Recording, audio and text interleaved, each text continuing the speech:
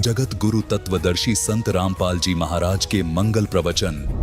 महर्षि दानंद के विधान को पढ़ा सत्यार प्रकाश में। दास ने भी इसको इसी दृष्टिकोण से पढ़ा था कि इस महापुरुष के भी वचन यदि परमात्मा के वचनों के समर्थक मिल गए तो बहुत सुविधा मिलेगी मुझे जनसाधारण को भगवान की पहचान बताने में।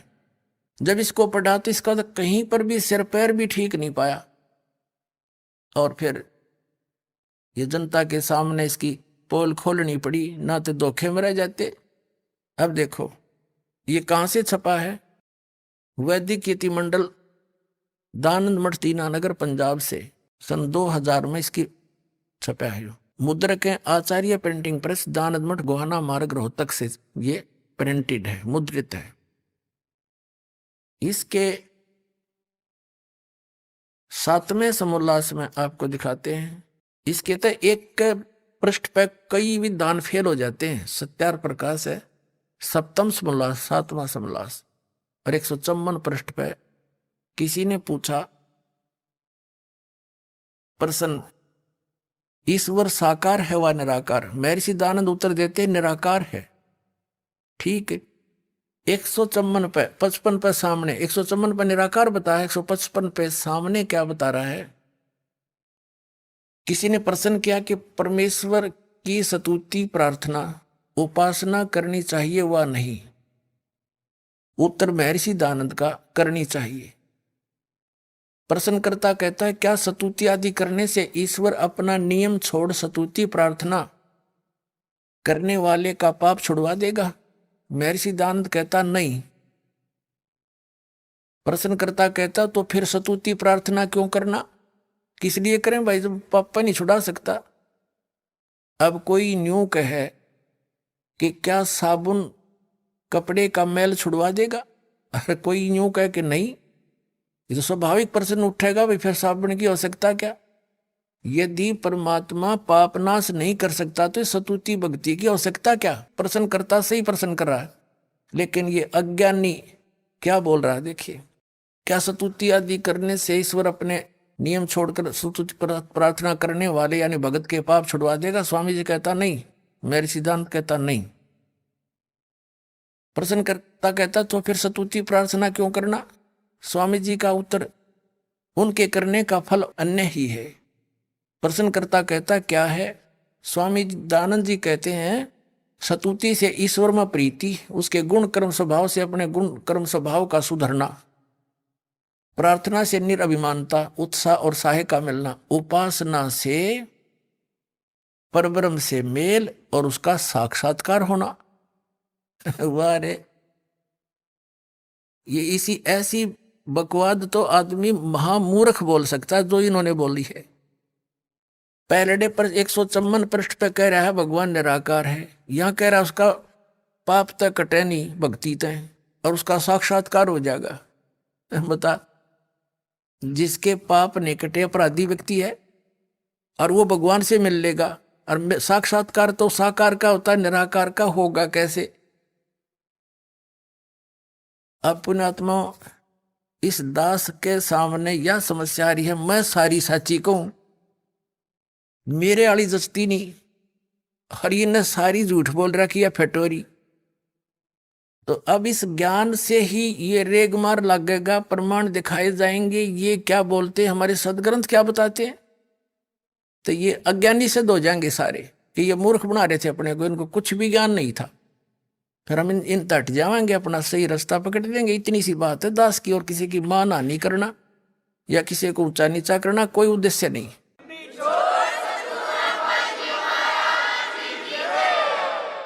क्योंकि ये दास भी टीचर है और ये भी आध्यात्मिक टीचर कवाव थे। एक अध्यापक ने कोई प्रश्न गलत हल कर रखा है और उसको बच्चे याद कर रहे हैं, दूसरा टीचर आता है, उसका कर्तव्य बनता है कि उस गलत प्रश्न को ठीक करावे ताकि उन बच्चों का भविष्य उज्जवल हो। और उस टीचर का कोई विरोध करता है जो सही मार्ग, सही रास्ता और सही प्रश्न हल कर रहा है, तो कौन होगा? क्या वो हितैषी हो सकता बच्चों का? वो तो शत्रु होगा जो उस टीचर का विरोध करे जो सही हल करके दे रहा है। उसके दो प्रकार के कर सकते हैं। एक तो वो जिन्होंने वो गलत पुस्तक छाप कर बेच कर रोजी रोटी चला रहे, वो विरोधी हो सकते हैं कि तुम्हारा क्या होगा। या दूसरा केवल उनको मूर्ख बनाकर शंकराचार्य आचार्य बनकर उनसे पैसे इकट्ठे कर रहा होगा मूर्ख बना के, तो करते रहो। दास ने तो साची कहने का ठेका ले रखा है, चाहे कुछ भी हो ये पूरा ज्ञान विश्व में फैलेगा। भगवान का आदेश है, दास के साथ है परमात्मा, और ये सफल हो रहा है।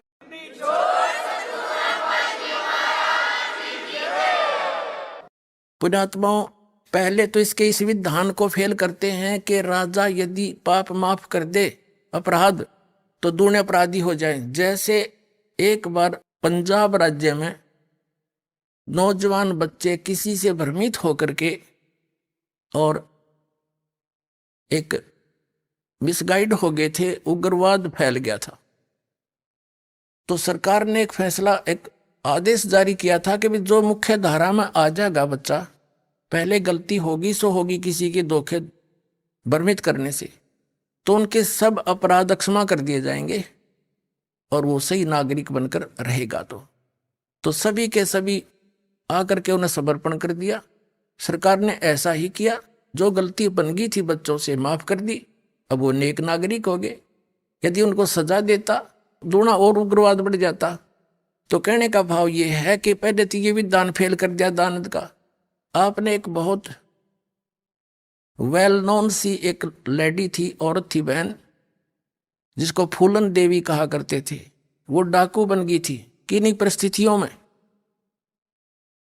और जब सरकार ने उससे कहा कि यदि तू आगे अपराध नहीं करेगी तेरे पिछले सारे माफ कर देंगे, तो उसने समर्पण कर दिया, स्वीकार कर ली, और वो MP तक बन गई, मेंबर ऑफ पार्लियामेंट तक बन गई थी वो लड़की बहन। तो पहले तो इस दयानंद की मोटी बुद्धि यहाँ फेल होगी, जो ये कहता है कि राजा ऐसे कर दे वैसा, उसको कैसे और अपराध करने लग जाएंगे। नहीं, ये परमात्मा का विधान है। जैसे गलती से बगैर ज्ञान के आपने जो गलतियां कर दी वो माफ करेगा, आगे सतर्क कर दिया जाएगा, ऐसा ज्ञान दिया जाएगा कि फिर से ऐसी गलती ना करना, फिर ये दुख आपको फिर हो जाएंगे, तो फिर ऐसी गलती कोई नहीं करता। तो ऐसे ही अब दूसरा जो प्रश्न है कि साधक के पाप साधना से भगवान पाप नाश नहीं करता, तो क्या यह बुद्धिमान व्यक्ति बात कर सकता है और कहता है इससे और फल हो जाता है, और अन्य ही फल है। अन्य क्या फल है कि उपासना से परमात्मा का साक्षात्कार हो जाता है, और परमात्मा को निराकार बताते हैं महर्षि दयानंद। इसका तो कितना सिर पैर नहीं, किसी भी ज्ञान किसी भी बात का कोई स्टेटस नहीं। अपन आत्माओं, जैसे कोई रोगी है, डॉक्टर के पास जाता जिसने बहुत बड़ा बोर्ड लगा रखा है, और उससे कहे कोई कि भाई क्या औषधि खाने से रोग नाश हो जाएगा, और वो डॉक्टर ये कहे कि भी औषधि खाने से रोग तो समान ही हो सकता, तो स्वाभाविक है व्यक्ति पूछेगा फिर औषधि खाने का फायदा क्या। और वो ये कहे डॉक्टर पद पर की फीत लाया हुआ व्यक्ति कि औषधि खाने से अन्य लाभ हो जाएगा। प्रश्नकर्ता कहेगा भाई अन्य क्या लाभ होगा, कि पहलवान बन जाएगा। किसी का TB हो रही हो है, वो पहलवान बनेगा रोग से, वो रोग कटे जब आप पहलवान हो जाएगा वो। तो इन बुद्धिहीन लोगों की ये थ्योरी थी, ये विधान था इनका। ये तो है अपना अनुभव, और ना ये कहते हैं वेदों में ऐसा ही लिखा है, मैंने वेदों अनुसार इसका रचना की है। अब वेद क्या बताते हैं ये देखिएगा। यजुर्वेद, इसके अनुवाद करता भी कमाल की बात है, महर्षि दयानंद ही हैं।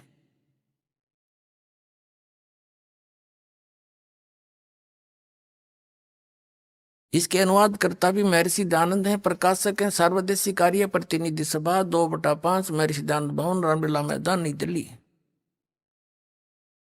40 अध्याय हैं इस यजुर्वेद के सारे संपूर्ण 40 अध्याय का अनुवाद महर्षि दयानंद सरस्वती ने किया है। मुद्रक के prints offset printers 1510 Pataudi house Daryaganj नई दिल्ली से। अध्याय नंबर 8 का श्लोक नंबर 13 दिखाते हैं आपको। ये है अष्टमा अध्याय 8वां अध्याय और 241 पृष्ठ पे महर्षि सिद्धानंद का अनुवाद है। यहां इसकी मूल पाठ है, मूल संस्कृत है। देव कर्तस्य एनस्य अवजनमसि, मनुष्य कर्तस्य एनस्य अवजनमसि, पितर कर्तस्य एनस्य अवजनमसि। ये सारी संस्कृत है। इसका अनुवाद यहाँ किया इन्होंने। ये 241 पे हमने पढ़ा, अच्छी तरह देख लो, कोई ने सोचा दूसरा पृष्ठ दिखा गया होगा।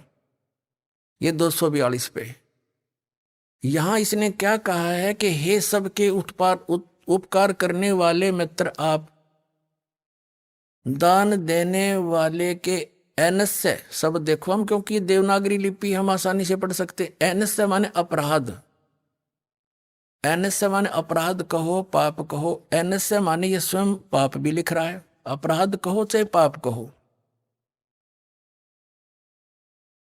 अपराध के विनाश करने वाले हो। साधारण मनुष्यों के किए हुए एनस से माने अपराध के विनाश करने वाले हो। विनाश कहो, अक्षमा कहो, नाश कहो। अब यहां इसने थोड़ी सी हेराफेरी कर दी, मित्र लिख दिया। अपने आत्माओं, जो श्रद्धालु सत्यार प्रकाश को पढ़ते हैं, उन्होंने ये तो फाइनल कर रखा है कि भगवान कुछ नहीं कर सकता, पाप नाश नहीं कर सकता, क्योंकि महर्षि सिद्धानंद ने वेद निष्कर्ष सत्यार प्रकाश में लिख दिया। तो फिर वो इसको पढ़ने लगे, वेदों को, उसके अनुवाद को। उन्होंने देखा है तो मित्र के बारे में लिख रखा है, किसी ने जानने नहीं दिया। यहां तो पाप नाश का लिखा है। अब पाप मित्र, दान करने वाले के पाप के नाश करेगा, बता। तो भगवान ने का जिक्र है, तो इसने इसका भी समाधान कर रखा दयानंद जी ने, दिखाते हैं। अब हम सत्यार्थ प्रकाश को पुनः उठाते हैं।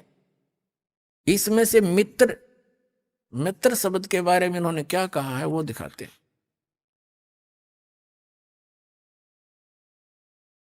ये वही सत्यार्थ प्रकाश है।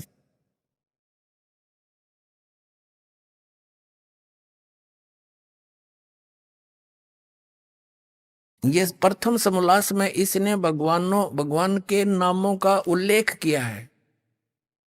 18 पृष्ठ पे क्या कहा है? इसमें इसने कहा है कि हे सबसे, जो सबसे स्नेह करे, सबको प्रीति करने योग्य है, वह परमेश्वर सबका सच्चा मित्र है। इससे परमेश्वर का नाम मित्र है। अब यह सिद्ध हो गया कि जहां इसने वेदों में मित्र शब्द प्रयोग किया है वो परमेश्वर का बोध है। पुण्यात्माओं, जो एक क्रोथा कांड हुआ है, ये इसी का परिणाम था कि इनकी पोल खोल दी और दयानंद की वो महर्षि वाला जो फीत थी वह उतार के धर दी दास ने। इस दास ने जब सत्यार प्रकाश को पढ़ा, देखा, वेदों से मेल किया, तो ये सारा फेल पाया।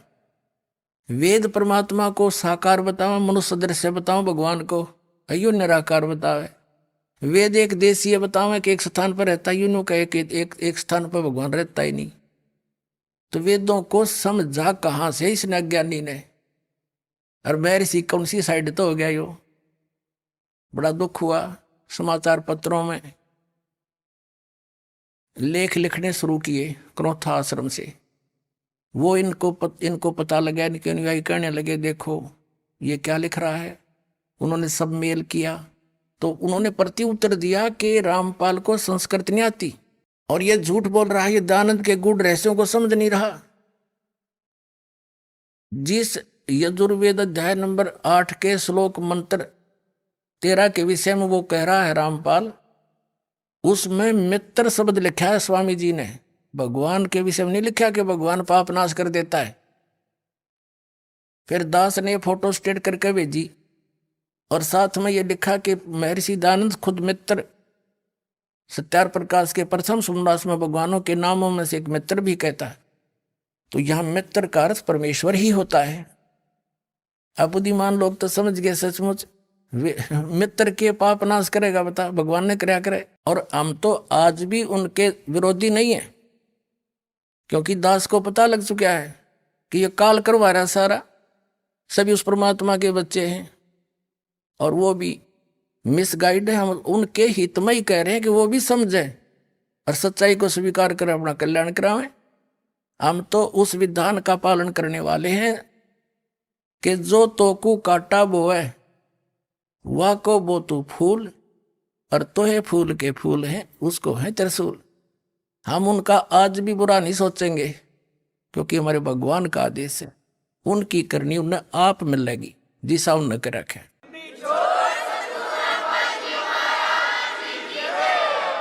और भगवान के चरणों में आ जाएंगे तो उनका कल्याण उनका भी हो जाएगा क्योंकि वो सब उसी के बच्चे हैं। इतनी सी बात है। अब देखिएगा, अब हम फिर आते हैं यजुर्वेद अध्याय नंबर 8 के श्लोक मंत्र नंबर 13 पर।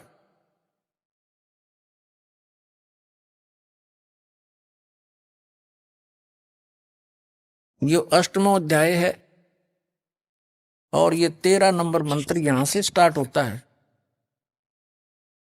ये 13वां मंत्र है। देव कर्तस्य एन से अवजन्मसी मनुष्य कर्तस्य एन से अवजन्मसी पितर कर्तस्य एन से अवजन्मसी आत्म कर्तस्य अनुस्य ओह अवजन्मसी। अब 242-41 पर है ये मूल संस्कृत। अब अनुवाद इनका 242 पर है। अब क्या बताते हैं कि हे सबके उपकार करने वाले मित्र, महर्षि दयानंद का अनुवाद है। यहां समझो, हे सबके उपकार करने वाले परमेश्वर आप। उन्हीं के शब्दों में प्रमाणित कर दिया सत्यार प्रकाश में कि जहां महर्षि दयानंद ने कहा है कि जहां मित्र शब्द है वो परमेश्वर का ही बोधक है, तो यहां परमेश्वर शब्द पढ़ेंगे क्योंकि औषधियों के साल्ट को डॉक्टर समझ सकता है कि इन्होंने कहा क्या संकेत किया है। साधारण समझ जाए फिर टीचरों की आवश्यकता क्या थी गुरुओं की। भाई गुरु बिन काहुन पाया ज्ञान, जो थोथा भूसड़े मूड किसाना। गुरु बिन वेद पढ़े जो प्राणी, समझिन सार रहे अज्ञानी। ये सारे अज्ञानी थे और वेद क्या बता रहे हैं, ये अनुभव क्या लिख गए। अब देखो, अगर ये जरा सी बुद्धि रखता दयानंद जी तो सत्यार्थ प्रकाश वेदों का इसने अनुवाद किया खुद करने वाला, तो सत्यार्थ प्रकाश में सेट कर देता। नहीं, इन्होंने केवल लोक वेद को आधार माना, जिस कारण से वेदों को भी अनदेखा कर दिया। अब इसमें स्पष्ट अपने कर कमलों से लिख रहा है कि परमात्मा घोर पाप भी काट सकता है, वेद ये कहते हैं। और ये सभी ऋषि नकली आपके समझ कर दिया कि प्रारब्ध तो भोगना ही पड़ेगा। और पाप क्या क्यों, प्रारब्ध के तो पाप होते हैं जो दुखदायी होते हैं, जो संचित वो तो रखे उनकी तो बाद में लिखा होगा, देखी जाएगी जब होगा। तो अब प्रारब्ध के वर्तमान के पाप से दुख होता है, और पाप कटा तो काटा निकला दुख निवारण है, पाप कट गया तो दुख सुख हो गया, दुख दूर। अब देखो, हे सबके उपकार करने वाले मित्र हैं आप, यानी परमेश्वर आप। देव करते से दान देने वाले के अपराध के विनाश करने वाले हो। अवजन माने विनाश, एनस्य माने अपराध के। मनुष्य कर्तस्य मनुष्य के साधारण मनुष्यों के भी किए हुए अनुष्य अपराध यानी पाप के विनाश करने वाले हो। अवजनम पितर कर्तस्य, पिता करे चाहे बेटा करे, कोई भी सत्साधना करे उसी के। एनस्य माने ये पाप ही लिखना था, अपराध के अच्छे प्रकार दूर करने वाले हो, नाश करने वाले हो। आत्म करते से अपने किए हुए, एनस्य माने पाप के, अवजन माने नाश करने वाले हो, दूर करने वाले को हो चाहे विनाश करने वाले को, इसी की भाषा में वही शब्द है अवजनम। एनस्य एनस्य अधर्म के अधर्म यानी घोर पाप के भी आप नाश करने हारे हो। ओए होए, जानता हुआ मैं जो कुछ भी अधर्म आचरण किया करता हूं या करूं, अनजान पढ़ने में भी जो कुछ भी किया करता हूं वह करूं, उस सब एन से माने पाप के, ये दुष्टाचरण हटा दिया। पाप के एन से माने पाप के, एन पाप के नाश करने वाले हो। अवजन माने दूर करने वाले हो, नाश करने वाले हो, विनाश करने वाले हो। अवजन माने विनाश। तो यहां इसने ऐसी जगह कुछ है अड़ंगा डाल दिया जो आम आदमी समझ नहीं सका। अब इसमें कर दिया कि मैं अनजानपने में कोई करूं या जानबूझ कर करूं कोई गलती, उसको भी आप माफ करने वाले हो अपने आत्माओं। अब वेद, महर्षि दयानंद जो है आर्य समाज प्रवर्तक, वेदों को सत्य मानता है कि इसमें जो लिखा है इसके अतिरिक्त मैं मानता नहीं, वेद सत्य है। और इन्होंने इसने पीछे अपना विधान भी लिखा है कि वेद सत्य विद्याओं का पुस्तक है। महर्षि दयानंद ने मोहर मार रखी है कि वेद में जो लिखा है वो सत्य विद्या है, सच्चा ज्ञान है। अपने आत्माओं, वेद में तो यहां तक लिख दिया कि मैं चाहे अनजानपणे में करूं और चाहे जान कर करूं, आप सारे घोर पाप का विनाश कर देते हो। तो खाके इनका ज्ञान है, क्या पढ़े न वेदों को। तो पुण्यात्माओं, दास के साथ इसलिए संघर्ष हो रहा है कि ये दास एकला साची बोला है, अरे झूठ बोलने यहाँ का उड़ नहीं, बिना गिनती के झूठ बोले, जनता ही निराधारित हो रही है। लेकिन परमात्मा का आशीर्वाद है इस दास के साथ, और आपके ऊपर भी न्यारा आशीर्वाद है कि आपका जन्म इस समय है और आपको ये मूल वस्तु मिलेगी, कल्याण होगा।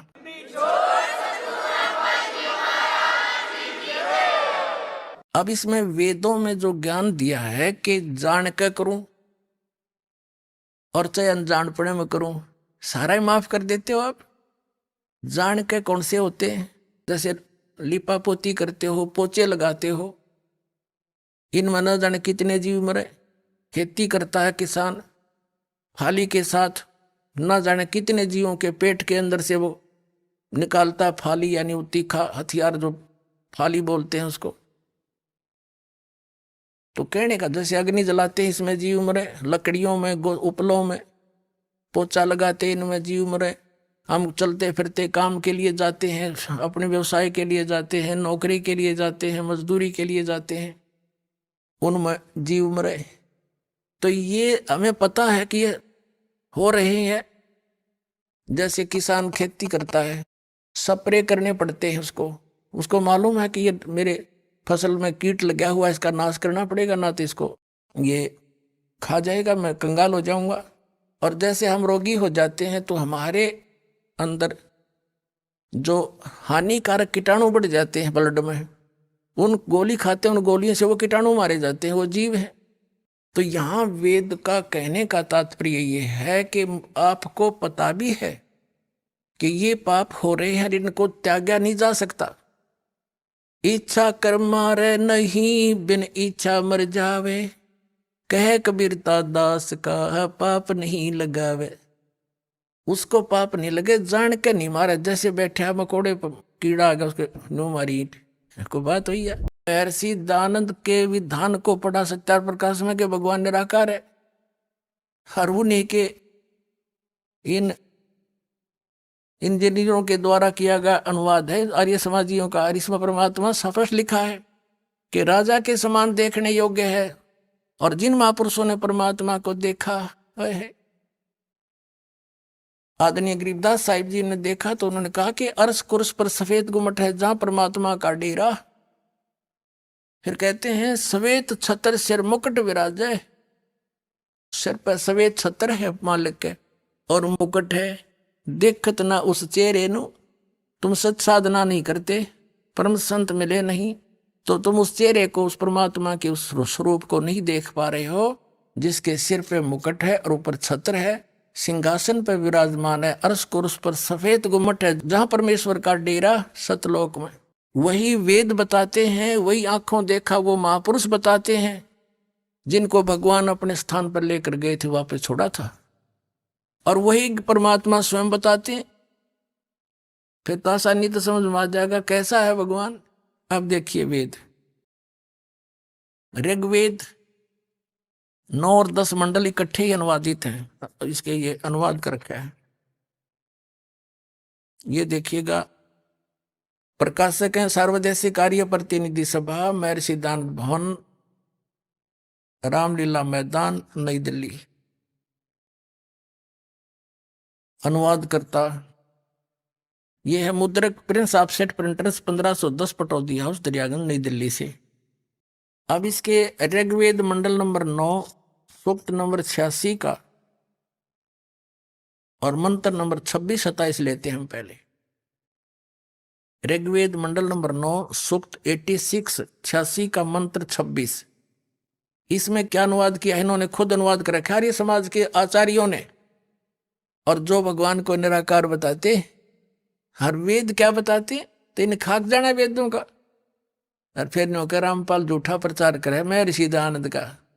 वाह भाई वाह, झूठे को झूठा कह दिया, इसमें क्या कुप्रचार हो गया, सच्चाई कही है। देखो ये खुद अनुवाद कर रहे हैं कि यज्ञ करने वाले यजमानों के लिए, हम 26वां मंत्र पढ़ रहे हैं। यज्ञ करने वाले, यज्ञ माने धार्मिक अनुष्ठान, साधना करने वाले यजमान माने साधकों यानी भक्तों के लिए परमात्मा सब रास्तों को सुगम करता हुआ उनके विघ्नों को यानी संकटों को मर्दन करता है, नाश करता है, उनको पवित्र करता हुआ और अपने रूप को सरल करता हुआ वह कांति में परमात्मा।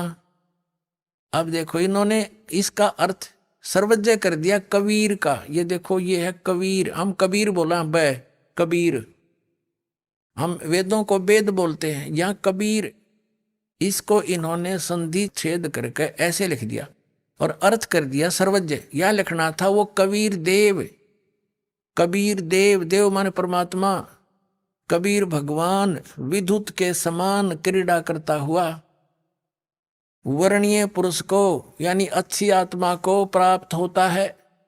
अब ये कंसेप्ट क्लियर कराएंगे, इसको देखेंगे कि कबीर माने कबीर देव होना चाहिए। यहाँ पर कबीर साहब, भगवान की महिमा चल रही है और भगवान की महिमा में कबीर शब्द है, तो कबीर देव ये कवि मान लो, कबीर देव लिख दो, ये कबीर देव, हम कबीर देव कह दे, कबीर ये कवि मानने हैं। तो यहाँ अगर अनुवाद सही करेंगे इसका तो कबीर देव लिख दो। जैसे यजुर्वेद है,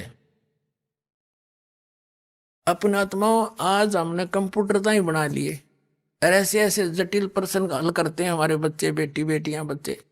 तो ये तो कुछ भी कोई ना आपके लिए समझण में, वो तो 1-2 रोटी के लिए माथा पे 16 साल करते हो और यहाँ 2 मिनट में समझा देगा ये दास, आपको सारी बात समझ में आ जाएगी, भगवान पावांगे, सतलोक चलेंगे।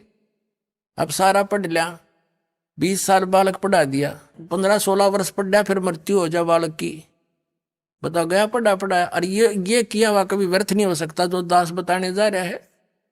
कहते हैं कबीर कमाई आपनी कदे ना निष्फल जा, और 7 समंदर आडे पड़ो हुआ मिले अगा हुआ। ये जो साधना दास आपको देगा कभी व्यर्थ नहीं हो सकती, आपकी एक सांस भी खाली नहीं जा सकता, इसकी कमाई मिलेगी वहां पर। अब देखो यजुर्वेद, ये महर्षि दयानंद का ही अनुवाद है आर्य समाज वालों का। ये यजुर्वेद और प्रकाशक वही सार्वदेशी कार्य प्रतिनिधि सभा 2/5 महर्षि दयानंद भवन, रामलीला मैदान, नई दिल्ली से।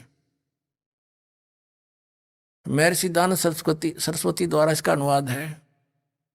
Prince offset printers 1510 Pataudi house Daryaganj, नई दिल्ली से ही प्रकाशित छपा है। इसके 36वें अध्याय को आपको दिखाते हैं। प्रथम मंत्र में ये है यजुर्वेद और 60-300 अध्याय 36वां अध्याय है। इसके प्रथम मंत्र में यजु शब्द है, ऋचम वाच्यम परपदे मनो यजु परपदे श्याम प्राणम परपदे चक्षु श्रोत्रम परपदे। ये यजु शब्द लेना हमने। इसका अर्थ क्या किया महर्षि दयानंद ने, यहां देखना, ये किया है यजु का अर्थ यजुर्वेद किया, बिल्कुल सही लिखा। यदि इस यजु शब्द का कोई अर्थ तो बनता है, यजु माने साधना, परमात्मा से मिलाने वाले मंत्र, इसका कुछ अन्य अर्थ कर देते तो ये कैसे पता लगता कि महिमा यजुर्वेद की है, उस बुक की है। यहां यजुर्वेद लिखना अनिवार्य था, जबकि यह केवल यजु है, ये यजुर्वेद लिख दिया, बिल्कुल सही किया, ये सही अनुवाद है। और इसका अर्थ कर दे, जैसे यहाँ कबीर देव, कवि होता तो लिखना चाहिए था कबीर देव, अगर उसका अर्थ कर दें तो कैसे पता चलेगा वो परमात्मा कौन है जो ये लीला करता है, उसका नाम क्या है। तो ये कबीर देव लिख देते, कबीर देव, हम उसने कबीर पढ़ रहे हैं, कबीर वह को वह बोलते हैं। हम इसलिए अब भ्रंश करके उसको कबीर साहब कहने लगे। देव माने साहब को, राम को, गौडल्ला को, खुदा को। तो अब हम फिर आते हैं ऋग्वेद मंडल नंबर 9 सूक्त नंबर 86 के मंत्र 26 पर। अब हम यजुर्वेद रख दिया, ऋग्वेद उठा लिया, और ये भी इन्हीं आर्य समाज के आचार्यों द्वारा, आर्य समाजियों द्वारा अनुवाद है। ये देखिएगा, ऋग्वेद मंडल नंबर 26 मंडल नंबर 9 सूक्त 86 का, ऋग्वेद मंडल नंबर 9 सूक्त 86 का मंत्र 26 क्या लिखा है कि यज्ञ करने वाले यजमानों के लिए परमात्मा यानी साधना, धार्मिक अनुष्ठान, यज्ञ माने धार्मिक अनुष्ठान करने वाले यजमान माने भक्तों के लिए परमात्मा सब रास्तों को सुगम करता, उसके रास्ते खोल देता है। उनके विघ्नों को यानी उनके संकटों को मर्दन करता है, नाश करता है, और उनको पवित्र करता हुआ और अपने रूप को सरल करता हुआ वह कांति में परमात्मा कबीर देव, या लिखना चाहिए था कबीर देव, कबीर देव विद्युत के समान क्रीड़ा करता हुआ वर्णीय पुरुष को प्राप्त होता है, अच्छी आत्मा को मिलता है। फिर देखना ऋग्वेद मंडल नंबर 9 सूक्त 86 का मंत्र 26 पढ़ दिया 27 में। जो परमात्मा धूलोक के तीसरे पृष्ठ पर विराजमान है। अब इससे क्या सिद्ध हो गया कि वो परमात्मा तीसरे धूलोक यानी उस तेजो में, सतलोक के तीसरे पोर्शन में, 3 विभाग हैं सतलोक के, आपको बहुत बार बताया है। बाह्य क्षेत्र में बाग बगीचे हैं, झरने बह रहे हैं, सुंदर हीरे पन्नों के, वहां पर जैसे यहाँ पत्थर के पहाड़ हैं, वहां हीरे पन्नों उनके हीरों के पहाड़ हैं, और वहां फलदार वृक्ष हैं, सदाबहार वृक्ष हैं। और दूसरे भाग में नर और नारी ऐसी सृष्टि है जैसे आपकी यहाँ पर, लेकिन शरीर वृद्ध नहीं होता, वह मृत्यु नहीं होती, कोई दुख नहीं, कोई अभाव नहीं, कोई रोग नहीं किसी प्रकार का। और तीसरा जो पोर्शन है उसमें केवल हंस आत्मा रहती हैं, जो ओनली नर रहते हैं, और उसमें एक स्थान है जहां परमात्मा स्वयं विराजमान है। गुम्बज है, राजा के समान बैठे हैं वहां पर परमात्मा सिंहासन के ऊपर, सिर पे मुकुट है, श्वेत छत्र है, बहुत बड़ा आलीशान उनका मकान है, परमात्मा जहां रह रहे हैं। अब ये तो स्पष्ट कर दिया कि वो परमात्मा तीसरे धूलोक के तीसरे पृष्ठ पर, तीसरे स्थान पर विराजमान है, तीसरे पोर्शन में। और ये आर्य समाज और ये इसके परिवर्तक महर्षि दयानंद क्या कहते हैं, एक झलक फिर दिखा दूं। ये सत्यार्थ प्रकाश महर्षि दयानंद का अनुवाद है, ये अनुभव है, ये निराकार बताता है भगवान को। ये कहां से छपा है? पुण्यात्मा इनकी पाले से ना उतरेगी, इतना आपका समझ में ना आवे। अक सचमुच ये इतने अनजान थे, अज्ञानी थे। असली और नकली नोट साथ साथ दिखाए जाएंगे तभी हम समझ पाएंगे। ये कहां से प्रकाशित है? आचार्य प्रिंटिंग प्रेस, दयानंद मठ गोहाना मार्ग रोहतक से। इसके देखिएगा, ये आपने पहले ही पढ़ा था, फिर देख ली सप्तम समोल्लास में। ये सप्तम समोल्लास सत्यार्थ प्रकाश के 154 पृष्ठ पे प्रश्न किया किसी ने, ईश्वर साकार है निराकार? महर्षि दयानंद कहते हैं परमात्मा निराकार है। स्पष्ट हो गया।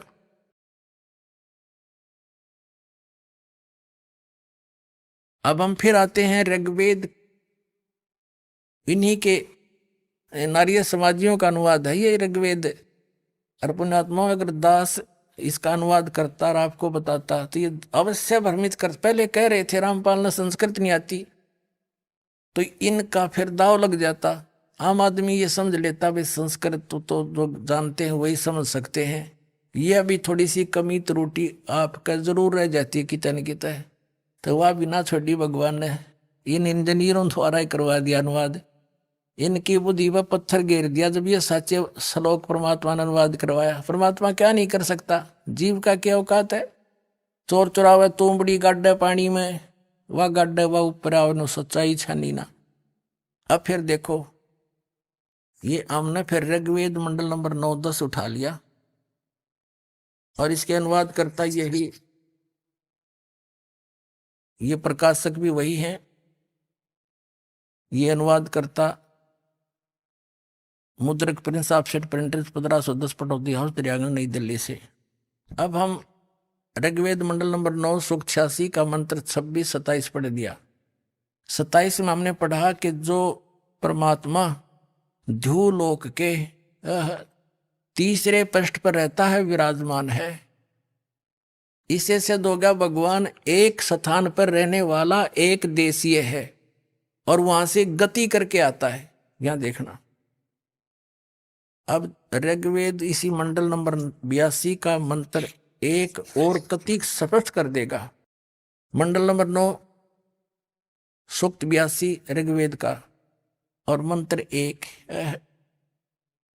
सोम माने सर्वोत्पादक प्रभु, सबकी उत्पत्ति करने वाला, प्रकाश रूप, सद्गुणों की वर्षा करने वाला और पापों का हरण करने वाला।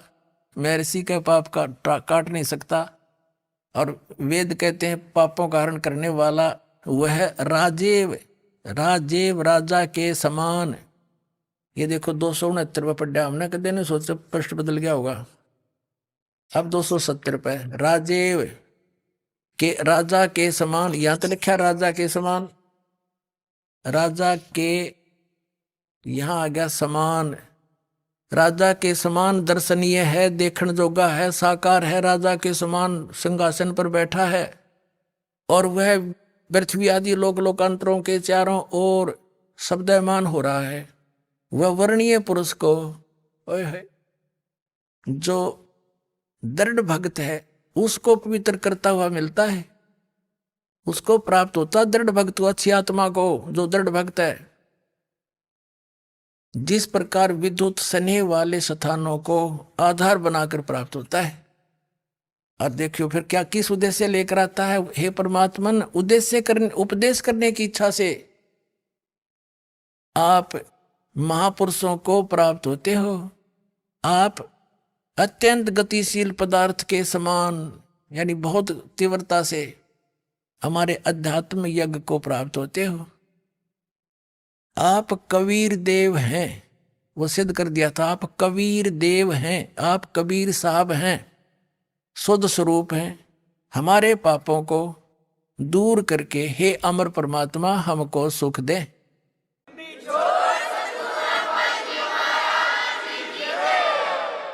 अपने आत्माओं, मोती मुक्ता दर्शत नाही, ये जग है सब अंदरे, दिखत के तो नैन चुम, इनका फिरा मोतिया बंदरे।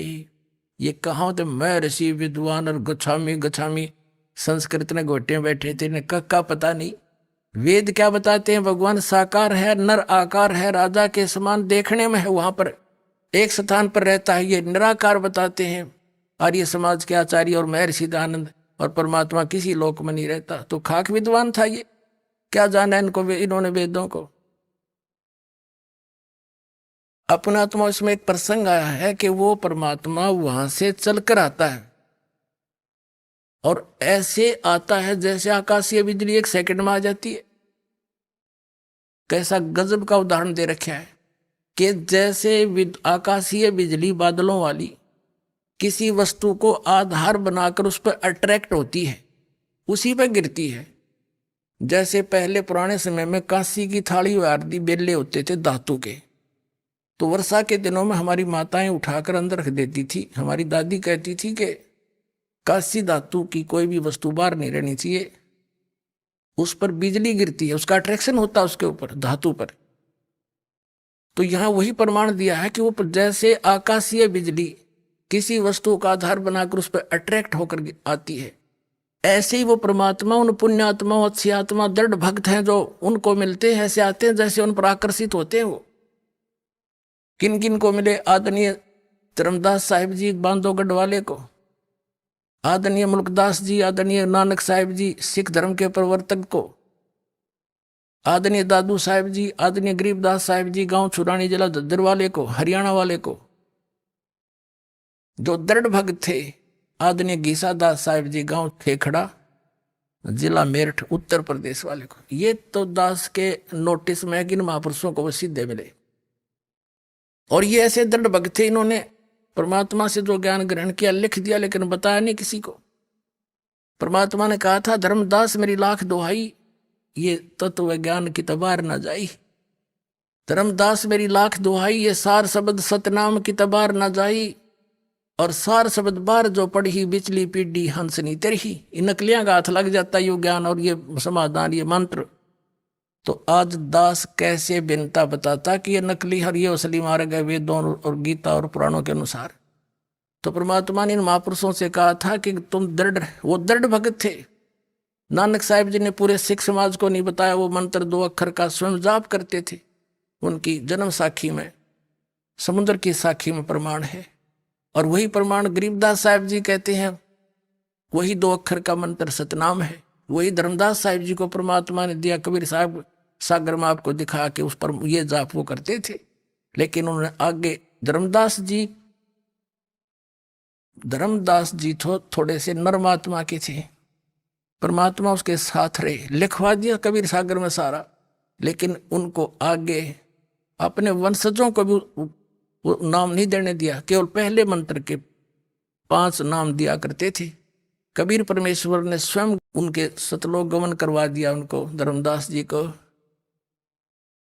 पुणात्माओं, ये बड़े गुड रहस्य हैं। एक दिन के सत्संग में सारे कंसेप्ट क्लियर नहीं होते। दास चाहत नहीं है एक दिन में सारे उलेट दूं आपके ऊपर, दूध की बौछार कर दूं अमृत की। पर कैपेसिटी होती है प्रत्येक की, आपके सुनने की भी, बैठने की भी। तो कहने का भाव यह है कि धर्मदास जी ने भी वो नाम किसी को नहीं बताया। कबीर साहब ने उसको सख्त हिदायत दे दी। और साथ रहे कदे यू डोब दे डगमग सा था थोड़ा सा नरमात्मा का। उनके पुत्र को स्वयं नाम दिया, धर्मदास से नहीं देने दिया, चूड़ामणि को परमात्मा कबीर जी ने। और केवल पहला मंत्र दिया 5 नाम का कि आगे दिया करिए। और फिर परमेश्वर ने कहा था कि ये 5 नाम भी 6ठी पीढ़ी में खत्म हो जाएंगे तेरे। कौन से 5 नाम जो दास आपको देता है प्रथम मंत्र में? ये नहीं निरंकार ओंकार ज्योति निरंजन, ये नहीं, ये और मंत्र है। तो 6ठी पीढ़ी में, इस धर्मदास वाली वंशजों की पीढ़ी में किसी ने भ्रमित कर दिया उस 6ठी गद्दी वाले को, महंत को। क्या बात तो करते हो सतलोक और सतपुरुष की नाम देते हो इन देवताओं का, ये कोई मंत्र है? तो उसने क्या किया, उस कबीर सागर में तो एक पूरी आरती याद करवा दी। आदि नाम, अमर नाम, पातालेश्वर सिंधु नाम। अब सारा कबीर पंथ उसने बंडा है और वो कख नहीं उनके पास। तो वो पूरा कंप्लीट कोर्स इस दास के पास है। आओ और अपना कल्याण करवाओ। अब भी आपने सुने संत रामपाल जी महाराज के मंगल प्रवचन।